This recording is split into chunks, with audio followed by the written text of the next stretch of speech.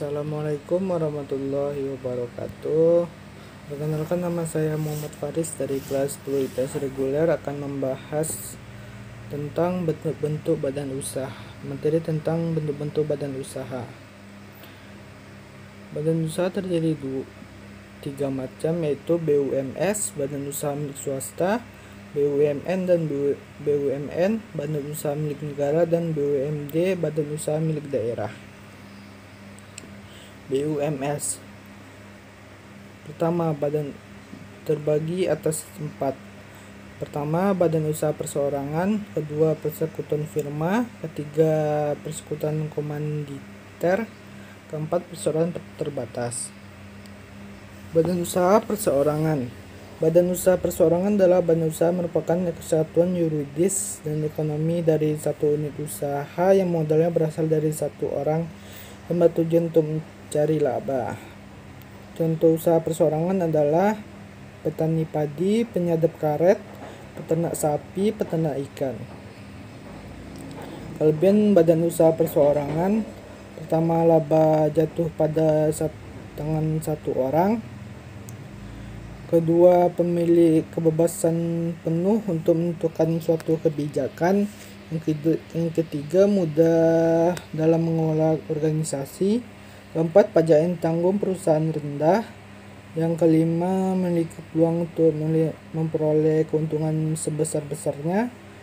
Dan yang keenam, rahasia perusahaan terjamin.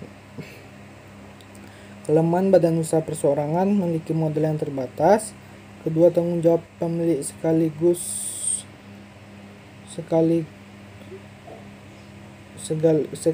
pimpinan tidak terbatas. Maju mundurnya perusahaan tergantung pada keberadaan atau kemampuan pemilik. Yang keempat, kontinuitas atau keberlangsungan usaha tidak terjamin. Persekutuan firma. Persekutuan firma adalah badan usaha merupakan kesatuan yuridis dan ekonomi dari faktor-faktor produksi yang pemilik modalnya adalah 2 orang atau lebih untuk bertujuan mencari laba. Badan usaha ini memiliki lebih satu pemilik sebelum menjalankan usaha. Firma harus terlebih dahulu menetapkan hal-hal yang berhubungan dengan operasi perusahaan, misalnya menentukan pimpinan, besar modal tiap-tiap sekutu, mekanisme pembagian keuntungan, dan lain-lain. Pembagian laba pada persekutuan firma. Meskipun pada awal pembentukan persekutuan firma telah ditentukan jumlah modal yang harus disetorkan tiap-tiap sekutu, tak tertutup kemungkinan adanya perbedaan modal yang disetorkan. Pembagian laba dalam firma antara sekutu yang satu dengan yang lainnya dalam berbeda bergantung besar kecilnya modal yang disetorkan untuk setiap sekutu. Umumnya jika modal disetorkan tidak sama, pada saat pembagian laba ada bagian bunga yang harus diterima pemilik modal. Dengan adanya faktor bunga, modal yang lebih besar akan menerima bagian laba dengan bunga yang lebih besar. Begitulah sebaliknya. Ini contohnya, silakan dibaca. Kelebihan persekutuan firma: 1. Pengelolaan perusahaan lebih efektif dan efisien karena merupakan hasil musyawarah lebih dari satu orang. Yang kedua, lebih mudah mendapatkan modal karena firma dimiliki oleh 2 orang atau lebih. Yang ketiga, keputusan yang diambil untuk mengoperasikan perusahaan merupakan hasil diskusi 2 atau lebih sehingga lebih matang dan terencana. Yang keempat, risiko dibagi bersama oleh sekutu sesuai anggaran dasar dan anggaran rumah tangga. Kelemahan persekutuan firma: keputusan diambil agak lambat karena harus merupakan mufakat. Yang kedua, adanya kemungkinan perselisihan yang mengganggu jalannya perusahaan. Yang ketiga, kesalahan seorang sekutu turut menjadi tanggung jawab dan risiko sekutu lainnya. Keempat, persekutuan dapat bubar karena terjadi ketidakcocokan atau perselisihan antara sesama sekutu. Persekutuan komanditer. Persekutuan komanditer adalah persekutuan antara beberapa pemilik modal atau sekutu. Beberapa antaranya hanya menyetorkan modal tetapi tidak ikut dalam pengelolaan perusahaan. Perbedaan antara badan usaha persekutuan firma dan CF terletak pada keberadaan sekutu pasif dalam CV yang hanya menyertakan modal dan tidak ikut dalam pengelolaan perusahaan. Hal tersebut tidak dijumpai dalam persekutuan firma. Ini penjelasan dari persekutuan komanditer, dan dalam CV terdapat dua jenis sekutu, yaitu di sini ya. Terus perseorangan PT, perseroan terbatas atau PT adalah suatu badan usaha yang terbentuk kesatuan yuridis dan ekonomis dari faktor-faktor produksi yang bertujuan mencari laba dan modal terdiri atas saham-saham. Perseroan terbatas bertujuan untuk menghimpun modal dalam jumlah besar dan mendapat keuntungan dari penjualan saham. Surat tanda kembali ke modal kepada masyarakat. Perseroan terbatas. Alasan pemilihan perseroan terbatas. Dalam pasal 5 ayat 2 Undang-Undang Nomor 25 Tahun 2007 tentang penanaman modal, yang dijelaskan bahwa penanam modal asing wajib didirikan dalam bentuk badan hukum perseroan terbatas berdasarkan hukum Indonesia.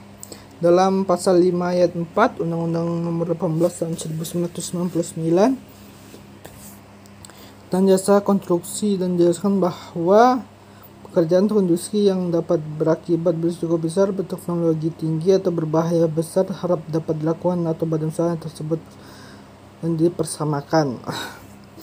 Dalam Undang-Undang Nomor 10 Tahun 1998 tentang perubahan atas Undang-Undang Nomor 2 Tahun 1992 tentang perbankan, dijelaskan bahwa bentuk suatu bank umum dapat berupa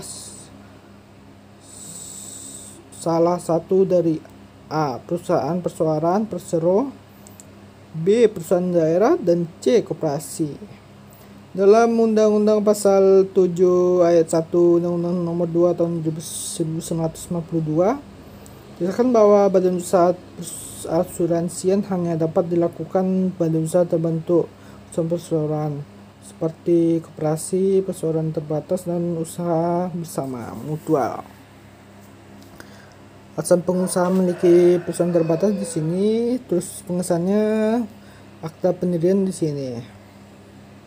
Modal saham. Menurut Undang-Undang Nomor 1 Tahun 1995, besar modal saham ditentukan negara adalah 20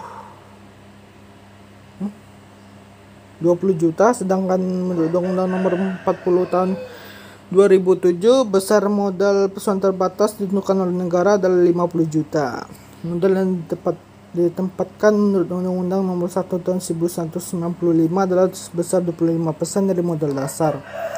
Sedangkan modal yang disetor adalah 50% dari modal yang ditempatkan.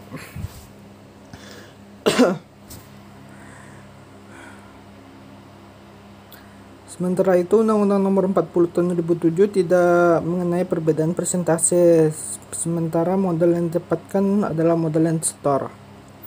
Ini klarifikasi dari saham menurut pasal 46. Ini klasifikasi saham menurut Undang-Undang Nomor 40.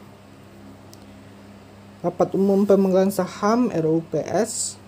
Ini adalah RUPS adalah organ perseroan yang mempunyai undang-undang yang tidak dimiliki oleh direksi atau dewan komisaris dalam lingkup. RUPS memiliki 3 fungsi, yaitu memberi informasi, yang ketiga untuk mendapat persetujuan, yang ketiga yaitu sebagai forum. RUPS tahunan dan RUPS lainnya, dan hak wewenang RUPS. Laporan tahunan perseroan terbatas terdiri dari ini ya. Terus pengguna laba terdapat di Undang-Undang Nomor Penggunaan Laba, yaitu diputuskan oleh RUPS dengan ketentuan pasal 70 ayat 1 Undang-Undang 40 tahun 2007 dibaca. Yang ketiga yaitu materi selanjutnya BUMN dan BUMD, badan usaha milik negara dan badan usaha milik badan usaha milik negara dan badan usaha milik daerah. Nice. Berdasarkan Undang-Undang Republik Indonesia Nomor 19 Tahun 2003 tentang BUMN, adalah badan usaha yang seluruhnya pernyataannya secara langsung dan melalui kekayaan negara yang dipisahkan. Sedangkan menurut Undang-Undang Nomor 5 Tahun 1962, BUMN adalah perusahaan yang seluruh atau sebagian modalnya merupakan kekayaan daerah yang dipisahkan. Peran BUMN yaitu penghasil barang atau jasa demi pemenuhan hajat hidup orang banyak. Yang kedua, pelopor dalam sektor-sektor usaha. Yang ketiga, pelaksana pelayanan.